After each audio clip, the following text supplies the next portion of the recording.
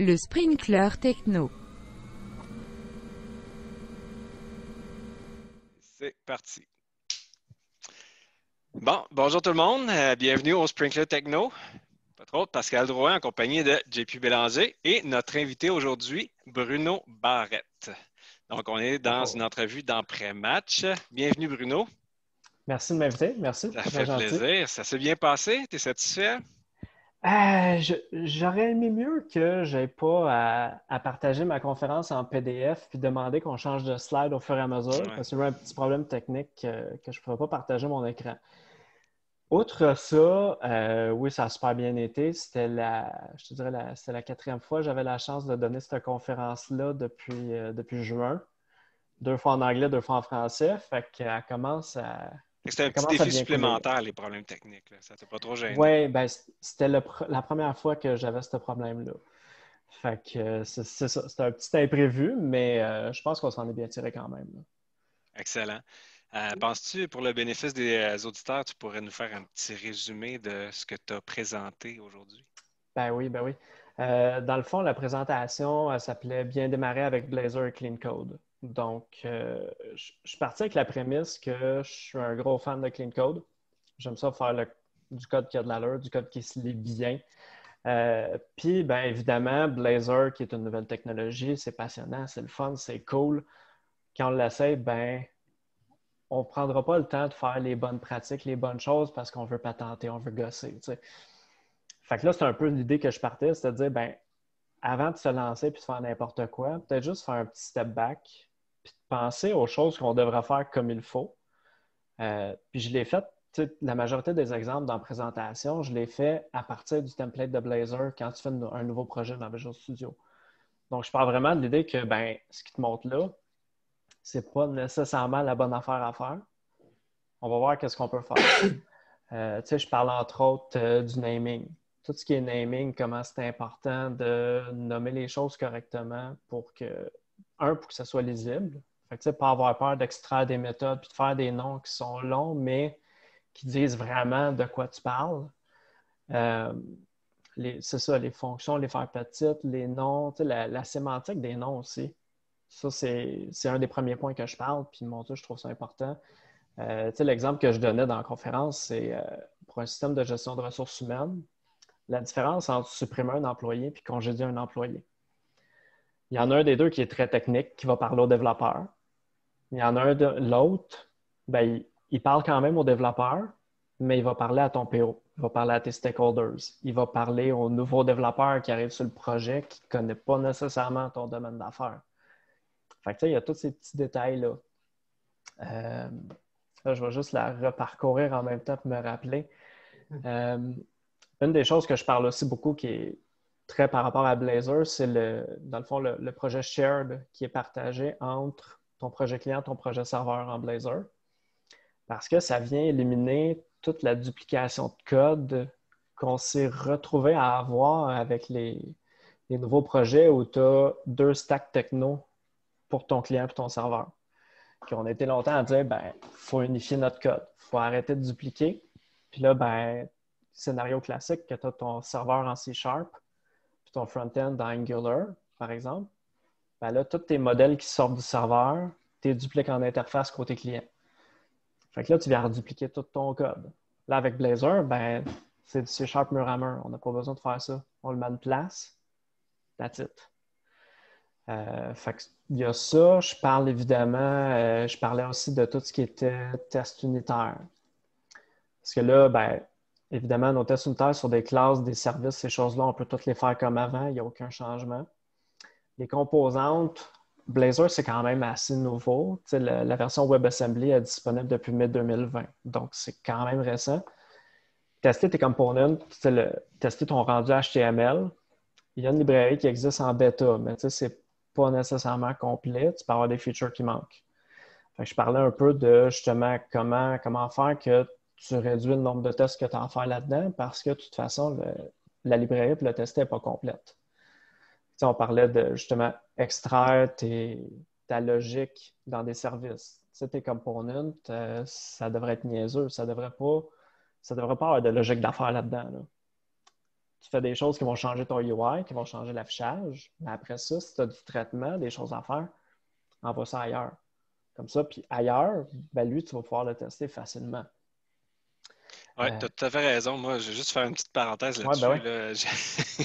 On m'avait déjà dit qu'on ne voulait pas que je rentre Angular à quelque part parce que les développeurs pouvaient faire bypasser les différentes couches côté back-end puis appeler directement un service qui aurait accès à BD ou des choses comme ça. Puis là, il disait, en gros, il prenait un gros raccourci pour dire, c'est dangereux pour la persistance. Attendez un petit peu, là. Tout peut être dangereux pour la persistance rendu là. C'est que tu donnes des outils à un développeur. Si tu ne l'encadres pas, tu ne dis pas, s'il n'est pas éduqué sur comment monter une application ou une architecture ou un design, c'est sûr que si tu lui donnes beaucoup de cordes, il peut se pendre avec. Ça reste que, tu sais, avec un outil qui donne autant de flexibilité, il faut que tu saches un peu comment t'y prendre. Puis là, c'est un peu ça que tu dis, tu sais, c'est encore jeune Blazor, on ne sait pas trop comment jouer avec, il faut trouver ses points de repère. Même cet exemple-là, précisément, j'en parle dans la conférence. Je donnais l'exemple d'un projet qui serait TypeScript mur à mur. Tu sais que tu as ton back-end en Node, côté client, tu Angular. C'est facile d'utiliser le même objet partout. Donc, tu sais, un piège qu'il ne faut pas tomber dedans, puis ça serait possible avec Blazor aussi. Ton projet qui est share dans ton client, ton serveur, c'est un assembly. Tu peux la référer n'importe où. Tu pourrais avoir ton projet qui s'occupe d'accéder à ta BD, puis référer à ton projet shared pour utiliser les mêmes objets. Il n'y a rien qui t'en empêche en ce moment, là. Fait que ça, justement, c'est un piège à faire attention. Moi, c'est le flag que je lève dans la présentation. Je dis, faites pas ça, là. Tu peux. Tu serais capable, là, mais va pas là. Garde-les entre ton client et ton serveur, puis laisse-les pas passer plus loin que le serveur sur un mur, puis il faut que ça s'arrête là, là. Puis tu avais une section sur les DTO, justement. C'est un peu à ça que tu fais référence. Oui, c'est ça, exactement. Les DTO que tu gardes entre les deux. Je parlais aussi justement du bénéfice que tu peux mettre d'autres choses dans ce projet-là. Ça n'a pas besoin d'être juste des classes de DTO. Tu peux mettre ta validation. Comme ça, parce que dans le fond, tout ce qui était dupliqué dans les projets où les deux stacks sont différentes, tu peux le ramener dans ce projet-là puis le partager entre ton client et ton serveur sans problème. Puis c'est ça, la validation, c'est le bel exemple parce qu'avant, tu validais ton formulaire côté client avec certaines règles de validation pour pas qu'il rentre n'importe quoi dans le formulaire.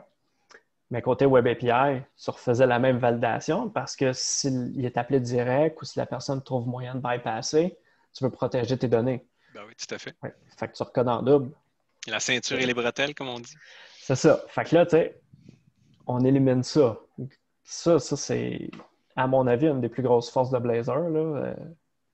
Oui, ça, c'est un bel ajout parce qu'effectivement, ces validations-là ont tendance à être dupliquées. Puis qui dit duplication, on dit ça évolue pas en même temps. Si on corrige un bug d'un bord, on oublie de le corriger de l'autre bord, ça peut être assez dommage, merci. Donc, tu peux même finir avec des scénarios où tu dis, on va le faire côté serveur parce que c'est vraiment important. Puis le client, il s'arrangera, il contournera le problème. C'est moyen. C'est ça. Moi, j'ai juste une couple de réflexions. Blazor, honnêtement, je ne suis pas un gars qui vient du monde Microsoft, fait que je pars d'un peu loin, mais je connais une couple d'affaires par la bande, par là. Puis là, Blazor, j'avais jamais entendu parler. Fait que j'ai une télé sur Blazor. Puis moi, l'effet que ça m'a fait, c'est un peu un framework d'avoidance de JavaScript. On essaye de ne pas écrire de JavaScript. Puis, honnêtement, si on regarde l'historique en informatique, 2010, là, c'était GWT, Google Web Toolkit. Il y avait Dart. Il y avait comme 3 ou 4 autres efforts qui étaient sortis pour essayer de ne pas faire de JavaScript. Fait que, est-ce que c'est un retour vers ça? Parce que je sais qu'ils font des affaires différemment. Si tu peux juste... parce que c'est certain que tu ne penses pas que c'est juste éviter du JavaScript. Fait que si tu peux juste donner un petit peu de contre-argument à ça. Pushback, let's go. Ouais, tu sais, si on compare justement avec GWT ou même à la limite quelque chose qui est utilisé couramment aujourd'hui, TypeScript, tu sais qu'on parle plus d'une couche par-dessus, fait qu'on va transpiler au final pour faire quand même du JavaScript. C'est un peu comme un plaster qu'on met dessus. On ne veut pas en faire, fait qu'on va mettre quelque chose par-dessus, là. Puis ça nous évite de toucher au JavaScript. Un fameux sugar coating qu'on dit. Ouais, en plein ça. Blazor, c'est pas la même affaire parce que lui, dans le fond, il ne te produit pas du JavaScript. Fait que oui, tu l'évites. La prémisse, c'est la même. T'en fais pas. Avec d'autres raisons et d'autres avantages, là. Mais Blazor, lui, il va littéralement te produire des DLL, des assemblies qui vont être téléchargés dans ton browser. Puis là, au même principe que ton application Angular, c'est un paquet de fichiers JavaScript qui sont téléchargés puis qui restent dans ton client. Ben là, c'est des DLL. Qui sont downloadés par le browser. Oui. Puis même depuis, c'est une chose qu'ils ont rajouté avec .NET 5 qui est sorti il y a 2 semaines à peu près, c'est que là, ils ont rajouté le lazy loading. Donc là, tu as même la chance d'avoir certaines assemblies que si c'est des sections de ton application qui sont utilisées rarement, ben, il va juste aller chercher ces DLL-là au moment où tu t'en vas chercher cette page-là ou cette composante-là, ou peu importe la chose que tu essaies d'accéder, il n'ira pas chercher la DLL tant que tu n'en as pas besoin. Fait que là, tu accélères encore plus en même temps le chargement de ton application. Fait qu'on est, on est vraiment en train de... C'est comme le premier. Là, je dis premier parce que j'en connais pas d'autres beaucoup. Là. Je sais qu'il y a des expériences, mais c'est comme un premier gros framework qui essaie d'utiliser largement WebAssembly. À ma connaissance, oui. Je n'ai pas tout exploré les essais, les erreurs, les tentatives des technos qui utilisent WebAssembly, mais moi, dans ce que je vois graviter, c'est principalement celui-là qu'on entend parler comme étant un qui est en train de devenir mainstream puis qui a une grosse percée, qui gagne en popularité quand même. Là. En tout cas, c'est bon signe parce qu'il s'appuie sur un standard. Hein. Je pense que Angular a tracé le chemin pour les autres à ce niveau-là. Ils ont tout inventé avec Angular 1, dans les Web Components et compagnie. Puis là, le transpiling, on n'entendait pas tellement parler de ça avant. Hein.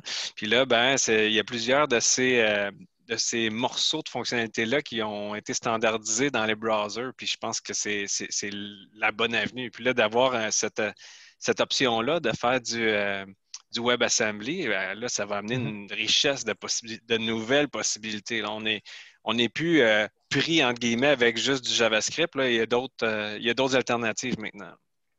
Je dis pris, hein, mais je veux juste dire que perso, moi, je suis un fan de TypeScript, Angular, JavaScript.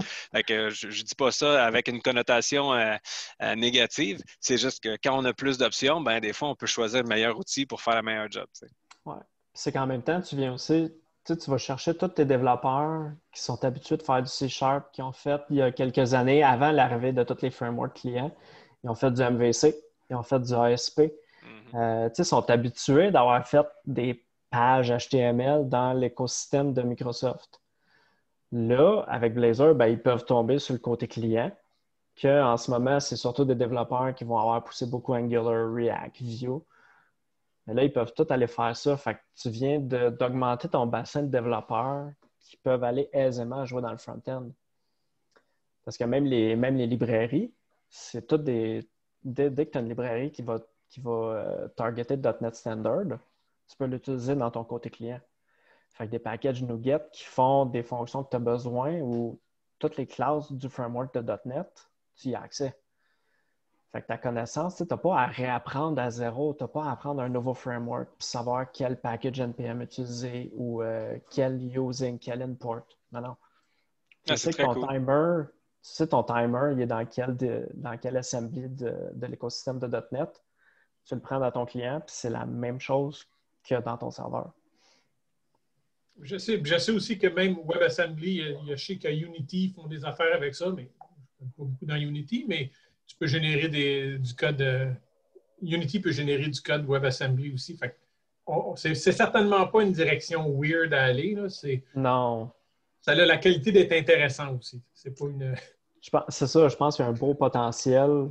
Puis là, aujourd'hui, on parle de Blazor, mais dans 1 an, il va peut-être en avoir 2, 3, 4 autres qui vont être rendus mainstream. Puis là, on va être ailleurs parce que là, ça va amener d'autres possibilités.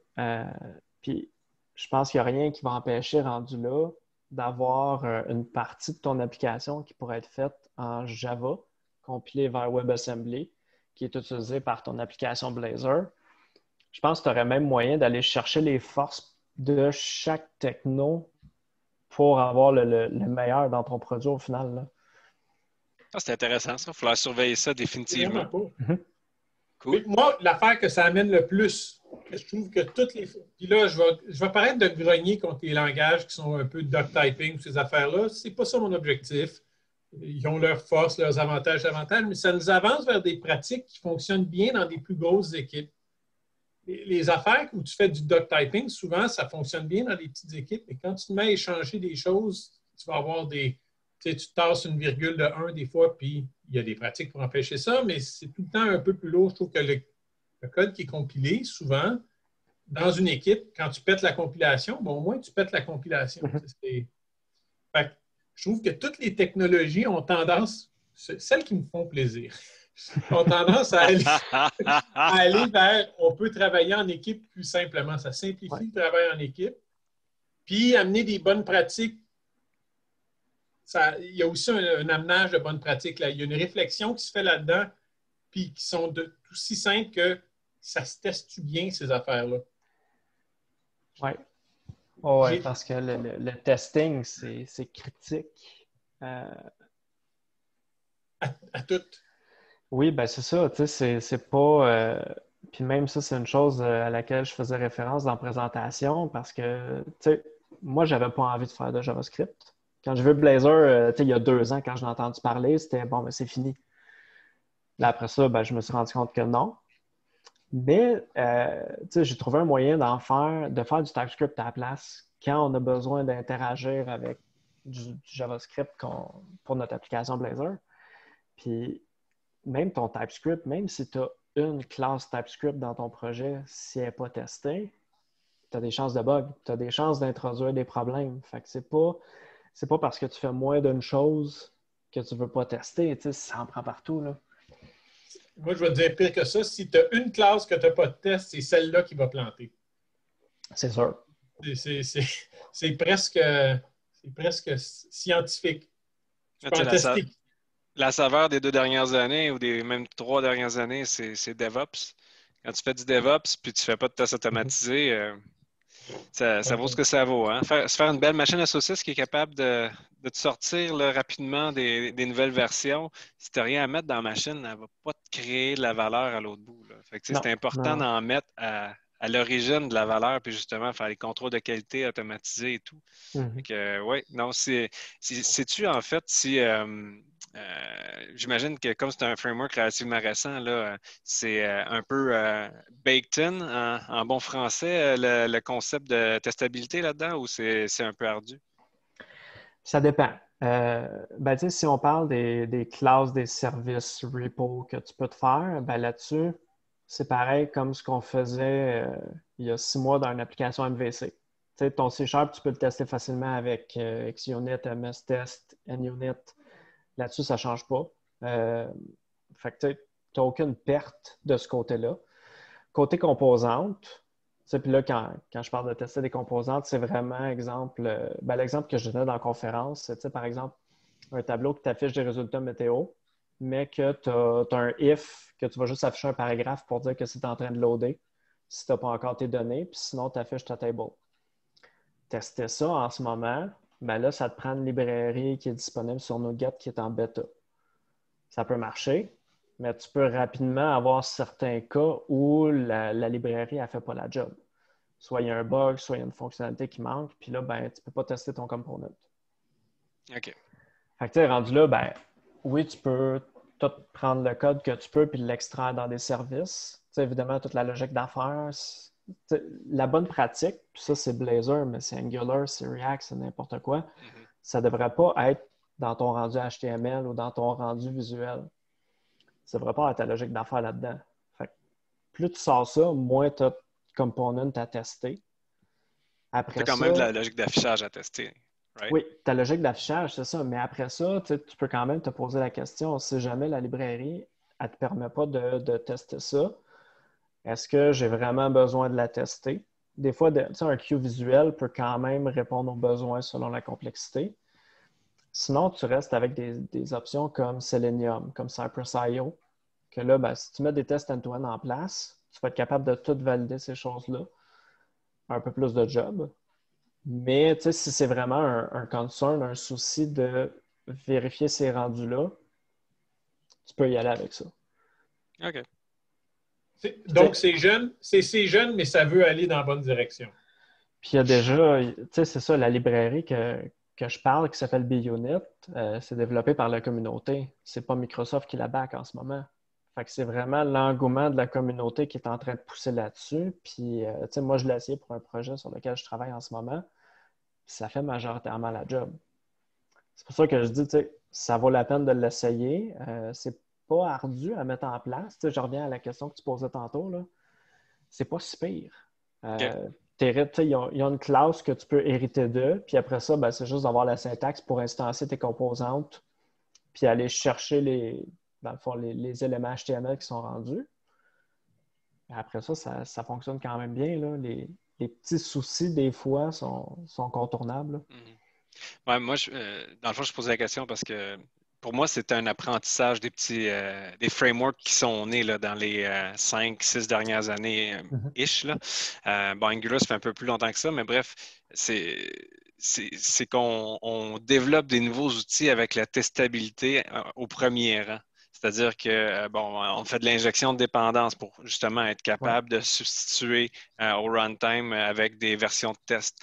On va fournir des outils pour faciliter ces tests-là et tout. Donc, Angular était beaucoup orienté là-dessus. Je me disais que probablement Blazor étant beaucoup plus jeune, on a déjà appris ces leçons-là, puis on capitalisait un peu sur les acquis là, qui ont été faits. Un peu comme, dans le fond, ils ont réussi avec le WebAssembly là, à pousser ça comme un standard dans les browsers pour éviter d'avoir un plugin qu'il faut ajouter et tout ça. Ouais.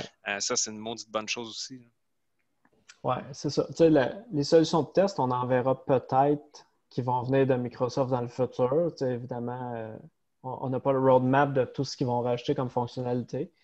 En ce moment, il faut se fier à des parties externes. Mais c'est jeune, hein? C'est encore tout jeune comme techno, là. C'est normal. Oui, c'est ça. La version WebAssembly, pour ceux qui ne le savent pas dans les auditeurs, elle a été releasée au mois de mai 2020. Ça sent encore le cuir neuf, là. C'est encore nouveau. Quand tu viens t'acheter une nouvelle voiture. Moi, je n'avais parlé, j'avais fait une mini-conférence devant une vingtaine de personnes dans nos bureaux il y a 2 ans et demi à peu près. On parlait de la version 0.5 ou 0.4 de Blazor, qui était expérimentale, qu'on ne savait même pas si ça allait de l'avant. Là. Puis c'est ça, fait que, en 2 ans, ils ont déjà réussi à amener ça production ready, que ça peut être utilisé pour des projets clients sans problème. Je ne serais pas surpris que dans le futur, ils rajoutent une manière de tester plus facilement les composantes puis, et d'autres fonctionnalités, évidemment. Là. Je ne peux pas m'empêcher de faire ce petit clin d'œil-là. Là. JavaScript, ça a tous les torts qu'on veut, mais ça a été développé juste en 2 semaines. Hein. Je ne sais pas si tout le monde est au courant de ça, là, mais c'est quand même phénoménal. Ah oui, ça a été développé sur 2 semaines. C'est hallucinant ce qu'a accompli ce monsieur-là. Puis, évidemment, c'était plein de trous, il y a toutes sortes d'affaires, mais avec le temps, c'est devenu... ça s'est beaucoup amélioré. On va le dire, c'est parti de loin, mais ça s'est beaucoup amélioré. Quand même, oui. Parce que tu avais une acétate dans ta présentation, là, c'est genre JavaScript puis JavaScript The Good Parts avec les deux. Ouais, le gros livre puis le petit livre. Le petit livre. Mais tu sais, il y a des choses qui ont avancé là. Comme Pascal il dit... Mais ça a été un super moment. Là, vers 2008-2009, quand justement ils ont commencé à faire des conférences là-dessus. Je ne me rappelle pas c'est qui a écrit ce livre-là. J'ai le nom qui est sur le bout des lèvres. Je pense juste à Alistair Cockburn parce que il me semble qu'il y a Cockburn où ça sonne un peu comme Cockburn, le nom du gars. Mais je sais que c'est pas Alistair qui a écrit ça. Mais bref, ça a été vraiment un moment de OK, ils savent, puis ça va changer. C'était comme une bonne nouvelle. Il ne voulait pas laisser ça comme c'était. Là. Ah, écoute. Hey, j'ai envie de parler de Clean Code avec toi parce que quand on repasse là, dans tes pages de présentation, là, on voit que ça a une place importante. Puis moi, ça me parle parce que je suis un fervent. J'ai toujours dit à qui veut bien l'entendre, si un jour j'ai des employés, des développeurs, ils n'ont pas le droit de toucher un clavier tant qu'ils ne m'ont pas confirmé qu'ils ont lu ce livre-là. Fait que c'est. Moi, je trouve que ça a mis des mots sur du non-dit, de l'implicite, où les gens ne sont pas tout le temps à l'aise de dire qu'ils ne savent pas ou qui, tu sais. Moi, je vais raconter une petite histoire. Je pense que je l'avais partagée déjà dans un autre podcast, mais c'est pas grave. Vous allez apprendre à m'aimer quand je radote. Je m'étais fait faire un code review, le premier code review que j'ai eu. Super subjectif. Je venais de lire Clean Code en plus, j'étais motivé, je voulais faire ça comme du monde, des noms significatifs, des méthodes courtes, patati patata. J'avais mis tout le paquet. Puis le gars, il me fait ma revue de code, puis il dit tes méthodes sont trop courtes, tes noms de méthodes sont trop longs, puis patati patata. J'étais comme. Puis c'est la première fois que je me fais une revue de code, là, mais j'étais découragé. Là. J'ai dit, mais il aurait voulu que j'ai le code comme lui il avait envie que ça soit codé, tu sais. Depuis, j'en ai vu des revues de code bien exécutées qui ne sont pas subjectives, objectives, basées sur des standards et des critères de vérification où tout le monde sont au courant. Mais bref, ça m'avait un peu choqué. C'est ça, c'est de voir que ça fait un certain temps que ça a été écrit, ce livre-là, puis que ces concepts-là existent depuis encore plus longtemps que ça. Je veux dire, ça fait longtemps qu'on n'est plus limité sur la mémoire, du moins dans la majorité des domaines en informatique. Là, il y a encore des domaines probablement où on est limité sur l'espace mémoire, mais dans la majorité des cas, ce n'est pas le cas. Donc, parlons Clean Code, ça va faire du bien. Je pense que ceux qui ne connaissent pas ça, ils vont pouvoir le découvrir. Ouais. Ça où?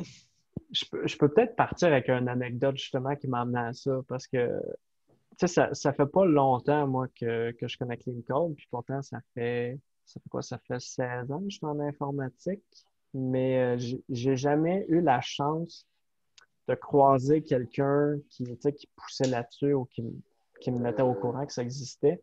Avant, il y a peut-être, quand je suis rentré chez Don, dans le fond, il y a 4 ans à peu près. Puis, on a commencé, nous, à avoir des vidéos le midi qu'on regardait, les vidéos d'Uncle Bob. Clean Coders. Oui, Clean Coders, qu'évidemment, il promouvoit tout ce qu'il parle dans son livre avec le personnage que Uncle Bob est. Puis, à un moment, on a vu une vidéo où il parlait des fonctions. Puis là, lui, il arrivait avec son personnage, puis il dansait, puis c'était extract till you drop. Extrait tant que tu peux. Il dansait là-dessus. Ouais, il y avait son bonhomme disco avec la main. Puis... Typique Uncle Bob. Mais là, ça a comme fait un déclic de oh, OK. C'est vrai que ça parle quand on fait ça. Tu sais, puis on avait vu les principes solides, on avait vu ces choses-là, mais là, ça a fait.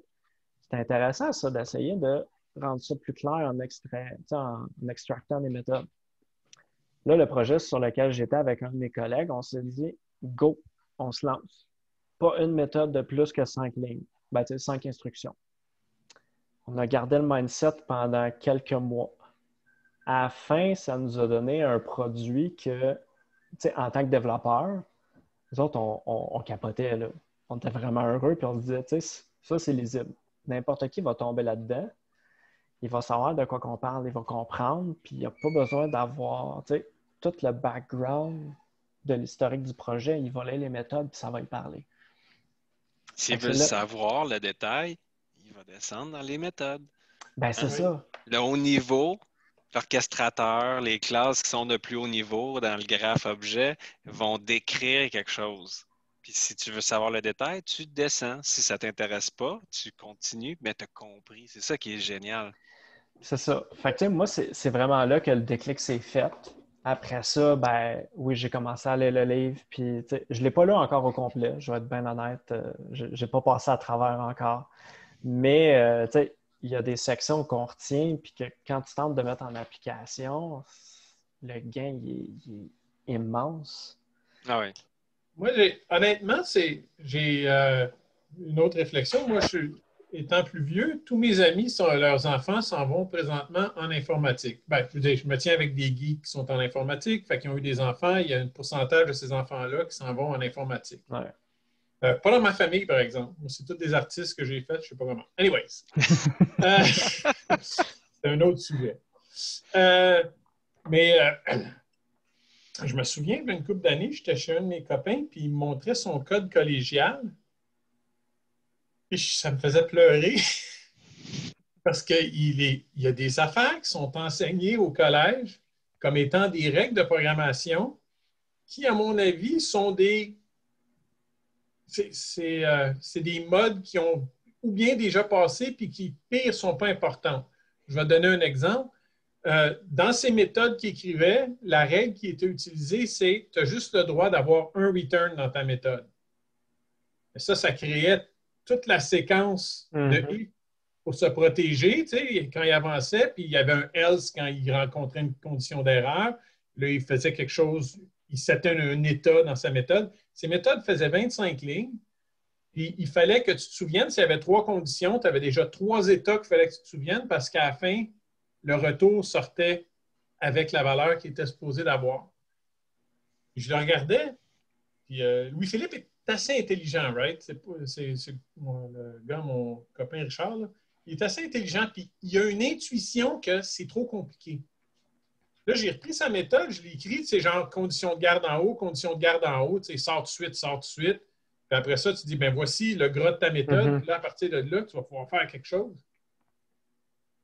Puis là, il dit, oui, mais ça, si je fais ça, je n'aurai pas de bonne note. Je dis, moi, si tu ne fais pas ça, je ne t'engagerai pas. Fait je le sais qu'il faut que tu... Je sais qu'il faut que tu passes ton cours. Fait que passe ton cours, mais sais que c'est pas bon. Puis j'ai l'impression qu'il y a... Puis j'ai enseigné aussi au cégep. Puis il y a des gens qui me sont arrivés dans les classes. Je donnais le cours version 2, puis il fallait y arriver dans le cours version 1, puis « Ah non, monsieur, il y a juste un return dans une fonction. » Comment dire à mes élèves que le prof d'avant devrait apprendre, réviser ses priorités? Tu sais?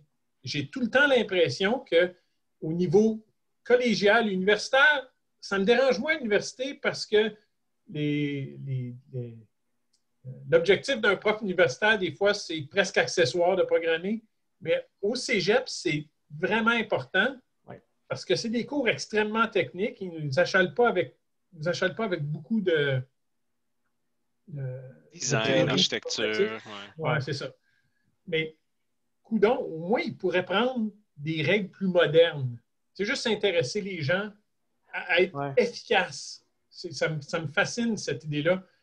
Puis je trouve qu'on a un problème au niveau collégial spécifiquement parce que ces gens-là, après ça, arrivent, puis là, ils commencent à coder, puis ils ne sont pas nécessairement encadrés pour se faire dire après ça, peut-être que tu pourrais faire mieux. Tu sais, je ne dis pas que les gens ne sont pas intelligents et qu'ils ne vont pas aller faire des livres, mais il y a des gens là-dedans qui vont faire des enfants, qui n'ont pas le temps. Qui n'ont pas le temps de lire des livres. Il faut mettre Clean Code dans le curriculum au cégep, man. Ça va régler bien des problèmes.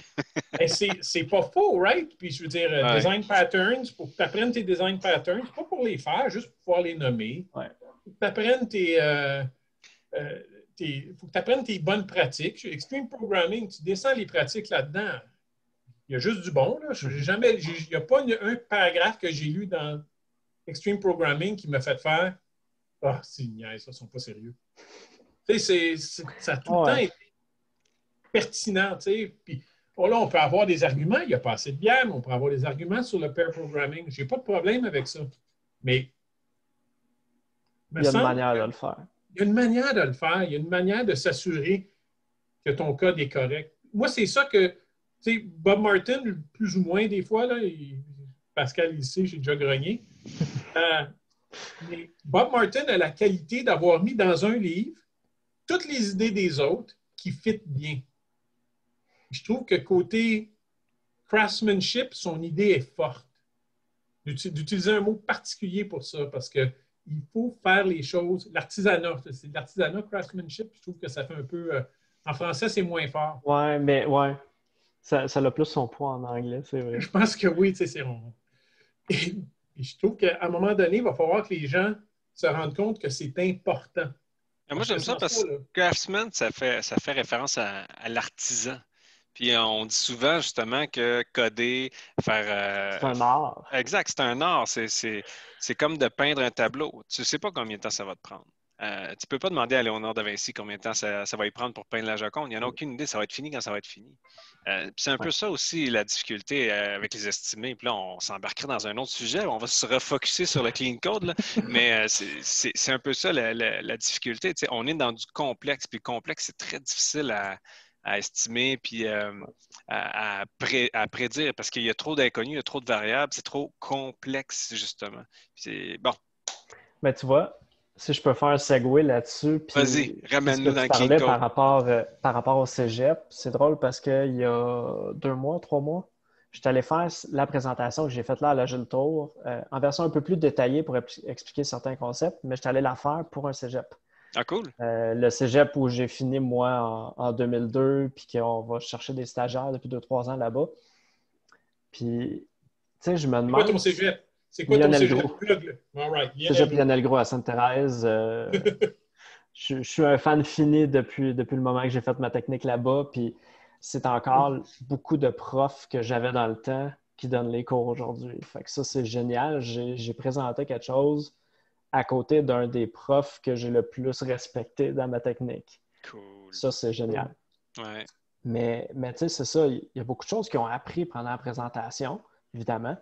Puis tu sais, je pense que ce que tu disais, le fait que c'est complexe, c'est peut-être ça qui fait qu'ils ne voient pas ça au cégep. Tu sais, ils les préparent à coder, mais je ne sais pas à quel point ça les rebuterait de commencer avec des principes aussi gros que ça.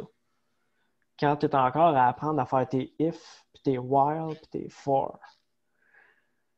Tu sais, en tout cas, là, c'est une réflexion C'est que j'ai un en autre même temps. Là, débat, j'ai ça, à pas, 100%. c'est ça, tu sais, j'ai Mais pas... c'est pas invalide, right? Parce qu'il faut pas, tu sais, marcher avant courir, toutes ces affaires-là. Je le C'est ça. sens, ça. Mais si tu es pour mettre une règle, au moins que ça soit une règle pertinente. C'est ça qui Ouais. me brise le cœur, tu sais. Ouais, ben, tu sais, le nombre de fois qu'on entend des gens qu'on passe en entrevue du cégep pour un stage, puis, tu sais, quand tu demandes comment tu pourrais améliorer ton code, comment tu pourrais le rendre plus lisible, ah, ben, je vais mettre des commentaires. Puis ça, tu sais, c'est correct dans le parcours collégial, dans le parcours académique de l'apprentissage, mais après ça, tu sais, c'est ça, Uncle Bob, il en parle dans Clean Code, les commentaires. Je pense qu'il a fait un 3 heures là-dessus, sur son Clean Tu Coders. l'écris. Tu sais, ça, j'en parlais pas dans la présentation, mais c'est ça, tu sais, ton commentaire, tu l'écris, puis il est déjà désuet. Ouais. C'est fini, là. Tu te rajoutes de la maintenance en double. Tu sais, on parlait tantôt de ne pas dupliquer ton code. Ben là, tu ne fais pas juste dupliquer. Tu écris la même affaire que tu aurais dû écrire à côté. Ouais. Puis après ça, tu le laisses pourrir là, que ça ne sera plus applicable, ça ne sera plus bon. Mais tu vois, là-dessus, je suis d'accord avec JP, parce que ça, je trouve que c'est quelque chose qu'ils mettent beaucoup de l'avant. Justement, au niveau académique, écrivez des commentaires pour que les autres comprennent votre code et tout. J'ai l'impression qu'il y a un décalage. Puis, JP, lui, c'en est un là, qui va redonner justement au système scolaire. Il enseigne, tout ça. Il n'y a pas beaucoup de professionnels, je trouve. Il n'y en a pas assez, en tout cas. Là. Moi, je ne suis pas tombé sur beaucoup quand j'ai fait mon cégep et mon université. Là, des professionnels chevronnés qui prennent le temps de venir redonner et enseigner des trucs actuels qui vont te servir comme dès maintenant sur le marché. Là. Il n'y en a pas tant. En tout cas, moi, je pense qu'il y a de la place pour en avoir plus. Oui, clairement. Mais il y a des bons profs. Il y a des gens qui tout à fait. Ben oui. C'est juste que des fois, il faudrait juste s'assurer que tout le monde est à la même chose. Les commentaires, là, moi, le commentaire que je me souviens que j'avais un copain qui était chargé de cours, puis il enlevait des points quand les commentaires disaient « J'ajoute 1 à la variable A ». Du pseudocode. Il enlevait des points, puis il y a des gens qui étaient choqués. Il y a des élèves qui ont fait « Tu m'enlèves des points, puis j'ai mis des commentaires. » Parce que 1 égale A plus 1, c'est pas mal clair qu'est-ce que tu es en train de faire. C'est pas ça qui a besoin d'un commentaire. C'est ta méthode. Si ta méthode, si elle a une affaire weird dedans, peut-être expliquer ton affaire weird. On parle ici en 92, là, c'est pas dans les... Justement, Clean Code, ce que ça vient ajouter, puis pourquoi moi je disais tantôt à la blague qu'il ne faudrait pas commencer à coder sans avoir pris connaissance de ce qu'il y a dans ce livre-là, c'est justement, là, si on parle des naming conventions, comment appeler nos variables, tu sais, on n'est plus limité sur le nombre de caractères dans 99% des situations. Là. Ouais. Donc, donnons des noms significatifs. Puis, si on repasse dans du code, on revisite du code, puis on ne comprend pas, peut-être que le nom n'est pas bon, on attrape 2-3 collègues, là, on s'assoit et on dit « Hey, ça voulait dire quoi? » C'est un signe que notre DSL, notre Domain Specific Language, il n'est pas maîtrisé par tout le monde. Là. Si jamais on a des termes comme ça là, qui nous rappellent pas, qui ne nous ramènent pas à l'essence de ce qu'on essaie d'accomplir comme fonctionnalité. Donc, c'est de se challenger comme ça, de se garder, j'ai juste des mots anglais qui me viennent là, mais imputable. Merci Pascal, ça est arrivé juste à temps. De se garder imputable les uns les autres. Puis de se dire, Ouais. ben, OK, on va garder ça clean le plus possible. Puis c'est même chose pour les noms de fonctions. Tu parlais de ces deux-là, entre autres, là, dans ta Ouais. présentation, si je me souviens bien. Ouais, puis, tu sais, justement, c'était une méthode, tu sais, mais, puis, il faut faire attention pour ne pas tomber dans un piège non plus, parce que si éventuellement, tu arrives, puis là, tu renommes ta méthode, puis là, elle est longue de même, parce que c'est, tu sais, do this and that and that and that, ben là, tu sais, ramène-toi à d'autres principes que, ben, peut-être tu fais trop d'affaires là-dedans. Exactement. Là, tu sais, on partirait d'un principe solide, puis là, on Exact. serait ailleurs complètement, mais c'est ça, tu sais, extrait. Sors des méthodes, sors des méthodes. Tant Mais que tu c'est peux ça en que j'aime, sortir, c'est que ça te donne des symptômes qu'il y a quelque chose qui ne va pas bien. Tu sais, quand tu commences à te décrire les choses, tu dis, hey, il me semble qu'il y a des et puis il y a des ou là, dans mon nom de fonction, c'est c'est pas ça. bon. C'est pas bon. Mais Tu ça sens. prend le réflexe. Puis, c'est ça, si tu n'as pas lu Clean Code, si tu n'es pas au courant de cette idée-là, si tu n'as Mhm. personne pour t'accompagner dans ton milieu de travail, ben, tu ne sais pas. Tu ne le Tu feras sais, pas. on parlait de petites méthodes aussi. Là. Moi, un exemple type quand je fais de la formation ou que je coach un développeur, c'est de dire, tu sais, euh, moi, là, quand je vois une condition complexe dans un if, là, euh, je fais une méthode. Puis ça Mhm. retourne un booléen. Puis ma méthode, le nom de la méthode explique ce que je veux faire. Parce que ça peut être cryptique. Tu veux l'avoir au premier regard. Tu ne veux pas commencer à réfléchir. Tu veux être capable de lire ça comme du français ou de l'anglais.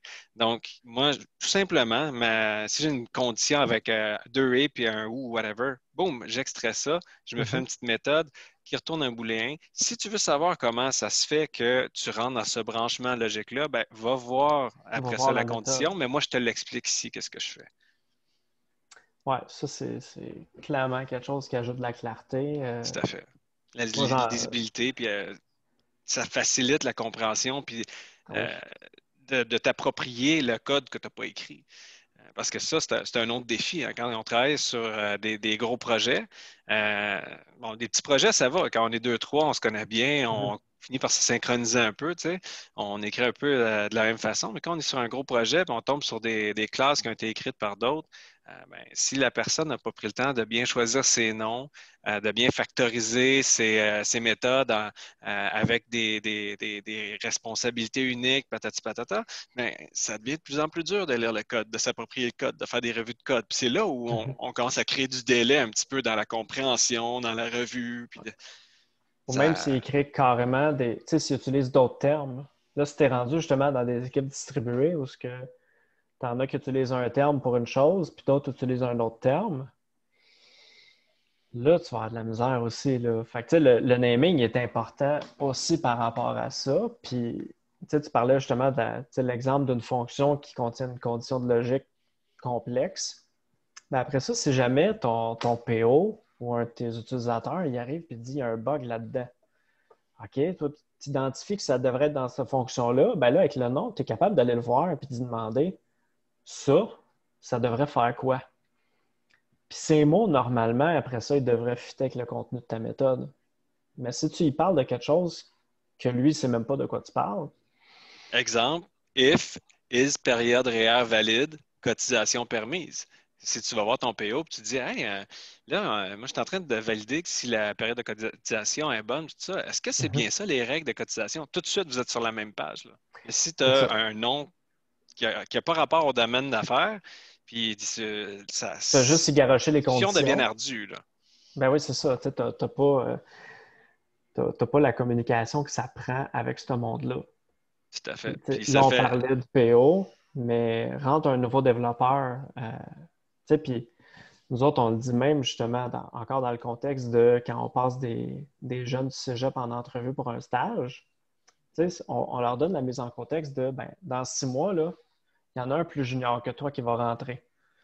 Il faut qu'il comprenne le code que tu as écrit. Comment tu fais? Fait que, tu sais, c'est là qu'on parle des commentaires, mais c'est là qu'on amène vers ben, tant qu'à ça, nomme ta méthode avec ce que ça fait.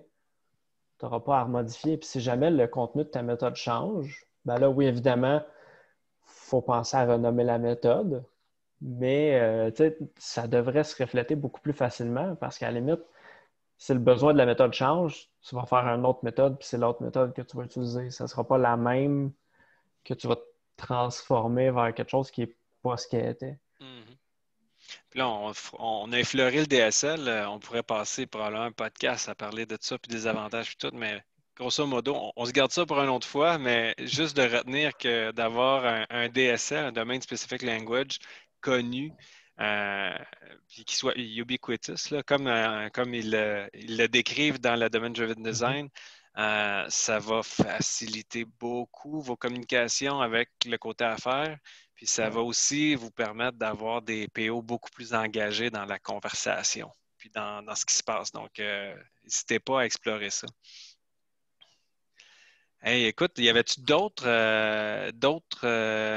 petits code smell ou des choses comme ça que tu avais exploré de Clean Code? Là, je ne l'ai pas devant moi. J'ai Ouais, quelques notes je la ici, là. repasse en même temps, là, mais Ouais. on a parlé du naming, des fonctions. Je pense que c'était pas mal ça, hein? C'est pas mal les grandes lignes. Tu veux-tu faire un petit saut dans solide ou parce que je sais que tu parlais de single responsibility tantôt? Ouais, écoute, je me rappelle pas nécessairement de tout par cœur. Fait que, tu sais, je sais pas jusqu'où on pourrait aller là-dedans, là, mais parce que oui, ça, c'est quelque chose que Uncle Bob touche, évidemment. Tu sais, il est à l'origine de ça quand même, C'est là. un peu ça l'amalgame que tu parlais, j'imagine, tantôt, JP, là, d'avoir ramené un peu l'ISCOV et compagnie là, dans un acronyme accrocheur pour Ouais, c'est ça, populariser ces exact. méthodes-là. Il y a beaucoup de ces idées. Je veux dire, honnêtement, tu lis des gars comme Block ou même dans tu sais, XP, il y a plein des pratiques là-dedans qui étaient comme, tu sais, tout de suite, c'est super important de faire ça. C'est toutes des idées qui viennent. C'est pas l'inventeur de ces idées, de ces concepts-là. Puis même, c'est des idées qui sont souvent très vieilles. Puis lui, il ne s'approprie pas en disant c'est mon Non, idée, non. puis c'est juste à moi. Lui, il a l'acronyme. Son acronyme, il est important. Il est important parce que il y a quelque chose de catchy dedans, mais c'est ça, ses affaires. Mais les idées en arrière de ça, Le marketing, c'est quasiment aussi important, sinon plus important que le Ben oui. produit, malheureusement. Là. C'est ça dans la vie. Hein. Si tu as beau avoir le meilleur produit du monde, si tu n'es pas capable de le mettre en marché, de le faire connaître, puis de le faire valoir, tu vas rester prêt avec. Puis de l'autre côté, si tu as une super campagne de marketing et ton produit ne vaut pas grand-chose, ben, tu vas pouvoir en vendre des tonnes pareilles. C'est un peu plate, mais ça passe par là. Puis je pense qu'il faut lui donner au moins ce crédit-là. Il a été capable de rapprocher ces choses-là, puis de les populariser, puis de les rendre accessibles aussi, puisqu'il a fait beaucoup de vulgarisation par rapport à ça. Oui, tout à fait. Exact. C'est ça que. C'est pour ça que tout le monde dit qu'il faut lire Clean Code, mais il y avait des livres avant aussi qui étaient intéressants. Effective C++, c'est un des meilleurs livres que j'ai jamais lus. J'aime les livres qui ont tendance à être des catalogues. C'était un catalogue de choses. Fais ça, fais pas ça, fais attention à ça. J'aime ça, des affaires comme ça. Effective Java, c'est excellent comme livre. Tu peux lire ça? C'est ça, hein? Tu parlais de Josh Block tantôt. Oui. Ouais, justement, moi, il y a un truc que j'avais beaucoup aimé de ce livre-là, de Joshua Block, qui était un des gars qui travaillait à Sun System à l'époque, qui était un du core team, là, dans le fond, qui a écrit Java. Puis il disait, les check exceptions, arrêtez ça, là. C'est une folie. Il y a d'autres façons de gérer ça. Puis là, ben, quand ça vient du gars qui a écrit les check systems puis qui dit de les utiliser, c'est quand même... T'as tendance à lui donner un peu de crédibilité, tu sais. Tu dis, OK, mais le gars, il a fait son mea culpa, puis il dit, non, on peut faire les choses différemment. C'est un petit peu lourd. Je ne sais pas si vous avez l'équivalent dans le monde .NET, là, mais en Java, quand tu utilises des check exceptions, c'est que ça change la signature de chacune de tes méthodes, puis ça remonte en bulle. Fait que ça te force, dès que tu en introduis une quelque part, ça te force à changer la signature de tous les appelants dans la hiérarchie de l'appel avant. Fait que ça pollue au bout. C'est déclaratif. On voit qu'il y a une erreur qui est susceptible d'arriver à cet endroit-là, mais c'est au désavantage justement d'avoir à rééditer plein de méthodes, voire plein de classes, juste parce que tu viens d'introduire une nouvelle gestion d'erreur quelque part plus bas. Exact. Donc, lui, il dit passez plus avec des runtime, puis ayez des error handlers qui vont s'assurer d'attraper ces situations-là documentez-les comme il faut pour avoir du contexte où c'est arrivé, puis faites une gestion localisée là, de ces erreurs-là. Là, ben, vient Clean Code plus tard, puis Uncle Bob qui appuie là-dessus dans Clean Code, justement, puis qui explique que hey, arrêtez ça, la folie avec les check exceptions, faites du runtime, gérez-les comme il faut, ça va être beaucoup plus clean, puis vous allez arrêter d'ouvrir puis de faire changer vos classes pour des raisons qui n'ont pas rapport avec elles.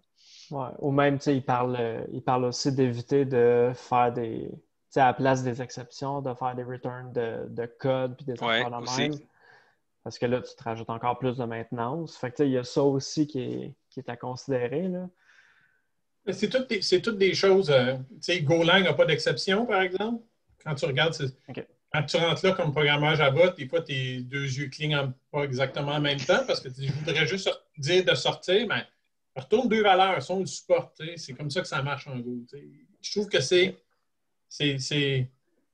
il y a bien des choses qui sont prises comme des dogmes en informatique. Moi, je me souviens que j'ai dit, il y a 2 ans à quelqu'un, pourquoi tu mets une exception là? Pourquoi tu mets une checked exception là? Il me dit, ben, parce que je le sais qu'il va la pitcher. Je dis, non, runtime. Ça va planter de la même façon. À la fin, là, tu vas encore avoir la même erreur. Tout ce qu'on veut, c'est que ça plante, puis ça va planter, puis tu ne taperas pas tous les problèmes, ça vient. Puis cette personne dit, oui, mais c'est pas comme ça, je l'ai. C'est pas comme ça, je l'ai appris. Ben, c'est le réflexe. Ben ouais. Oui, exact. C'est vu comme étant quelque chose. C'est fort, man. C'est tellement c'est fort. l'enfer. C'est comme quand... L'habitude. Ouais, non, ben vas-y. C'est l'habitude, right? Moi, j'ai commencé, je faisais des checked exceptions partout, puis je me faisais mal à la tête à les faire, tu sais. Quand j'ai arrêté de les faire, ma vie est devenue plus simple, mais ça a pris du temps avant que j'arrête de faire des checked exceptions. Puis, je veux dire, il y a encore des places où je les imagine, tu sais, des frontières de système, genre, tu sais, persistence exception, mais quand tu es fait assez, à un moment donné, tu te rends compte, tout ce que je fais, c'est ou bien je le catch, puis j'ai catch tout, puis je fais une erreur avec, j'imprime l'erreur qu'il a imprimée, ou bien je l'emballe dans quelque chose d'autre, puis je la repitch. Ben, c'est souvent ça. Tu faisais juste remonter l'erreur. C'était ça le problème un peu, là, c'est que tu vas donner des instructions pour faire monter l'erreur, alors qu'il y a un autre mécanisme qui est complètement transparent qui fait exactement ce comportement-là. Ça servait à pas grand-chose. Tu code pour rien. Là. Exact. Moi, tu vois, j'avais eu l'intuition quand même assez vite de cette histoire-là parce que je me rappelle, j'avais utilisé le command pattern pour encapsuler justement un try-catch. Puis je voulais que mon code s'exécute dedans pour que l'erreur soit gérée directement dans cette commande-là. Autrement dit, ben, tu sais, je faisais mon try-catch. Dans le try, j'avais ma commande qui était exécutée. Fait que s'il y avait une erreur, ben, elle se faisait pogner par le catch, puis lui, il impactait tout ça, puis c'était juste à une place. Fait que là, tout le monde appelait ce truc-là, puis il passait les commandes qui voulaient se faire exécuter, qui étaient à risque d'avoir une exception. Puis là, ben, à cette époque-là, avant justement Effective Java puis Clean Code et tout, ça a été ma façon à moi de me débarrasser de tous ces throws-là dans le haut de mes méthodes parce que j'en pouvais plus. Bon, hey, écoute, moi je suis au bout de ma feuille de notes. JP, t'as-tu d'autres choses toi, que tu voulais couvrir? Ou peut-être toi, Bruno, t'as-tu d'autres choses que tu aimerais partager par rapport à ce que tu as présenté? Mon Dieu. C'est ça qu'on disait. Je pense que ça a fait pas mal le tour. Ben, une chose que j'ai pas parlé dans la présentation, mais qui est quand même cool à savoir, c'est que tu sais, côté framework client en ce moment, tu as beaucoup de patterns comme Flux, Redux, pour faire du CQS, du state management. On a déjà quelque chose de disponible pour ça avec Blazor. Ah, cool. Fait que, quand on parlait de faire des affaires clean puis d'avoir des patterns vraiment vers une architecture un peu plus vers du Flux comme ça, on a la possibilité de le faire avec Blazor. Fait que ça, c'est quand même un gros edge qu'on n'est pas pogné à faire du data binding. On peut y aller avec des commandes. Puis, quand on parlait d'enlever toute la business logic des components tantôt, avec quelque chose comme ça, ben, notre component, ça devient juste un émetteur d'action, de commande. On laisse aller les affaires, on laisse notre store faire le travail. Ça aussi, ça rajoute un gros edge de ce côté-là, à mon avis. Là. Cool. Écoute, si on en a là, qui sont curieux et qui aimeraient s'en apprendre un petit peu plus sur Blazor, y a-tu moyen qu'ils puissent entrer en communication avec toi pour pour continuer à Ben, vivre ça un me peu ben cette oui. discussion-là? Écoute, ça me ferait plaisir. C'est quoi les meilleures façons de te joindre? Mon Dieu. Ben, c'est sûr qu'un contact facile, c'est via soit notre site web, notre chaîne, le Bracket Show, que je fais avec Éric de Carufel, un de mes collègues, qu'on fait depuis 4 ans, qu'on fait des vidéos. Là, on en fait pas mal de ce temps-ci sur Blazor. Sinon, courriel, c'est Bruno à commercialbracketshow.com. Ça s'en vient direct à moi. C'est pas mal les méthodes. On peut me trouver sur le site des MVP de Microsoft. Une autre manière de faire la recherche, là, si on a juste mon nom, on n'a pas mon courriel, on peut me trouver là-dessus, il y a mon contact. Super. Fait que ben, si jamais on a piqué votre curiosité avec Blazor puis vous aimeriez en savoir plus ou avoir une bonne référence, ben Bruno Ça va me faire plaisir, ouais. va pouvoir vous orienter un petit peu. Merci Ouais. beaucoup, Bruno. Ben, C'était merci à vous autres. intéressant. C'est Merci. très cool. All right.